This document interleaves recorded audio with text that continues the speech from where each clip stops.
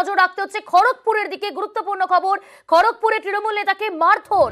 খড়গপুরে তৃণমূল নেতাকে মারধরের অভিযোগ, তৃণমূল নেতাকে মারধরের অভিযোগ দুষ্কৃতীদের বিরুদ্ধে। সকালে বাড়ি ফেরার সময় রঞ্জিত সাঁকরেকে মারধরের অভিযোগ। সরাসরি রয়েছে আমাদের সঙ্গে প্রতিনিধি শঙ্কর। শঙ্কর, নির্দিষ্টভাবে ঠিক কি অভিযোগ তুলছেন ওই ব্যক্তি? দেখো প্রিয়াঙ্কা, জানিয়ে রাখি যে খড়গপুরে সাত সকালে নিজের মেয়েকে ছেড়ে বাড়ি ফিরছিল খড়গপুর পুরসভার প্রাক্তন কাউন্সিলর রঞ্জনা সাকরে, তার স্বামী রঞ্জিত সাকরে। তখনই তাকে খড়গপুরের জগন্নাথ মন্দিরের সামনে ঠিক বাইক থেকে নামিয়ে তাকে প্রথমে শূন্য রাউন্ডে গুলি চালানো হয়, এরপরে তাকে নামিয়ে বেধড়ক মারধর করা হয়। একদিকে যেরকম হকি স্টিক, অন্যদিকে রড দিয়ে তাকে বেধড়ক মারধর করা হয়।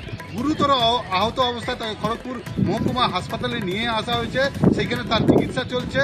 তবে তোমাকে জানিয়ে রাখি যে এই যে নির্বাচনের মুখে প্রাক্তন এই তৃণমূল কাউন্সিলরের স্বামীর উপরে হামলা ঘিরে রীতিমতন আতঙ্ক ছড়িয়েছে।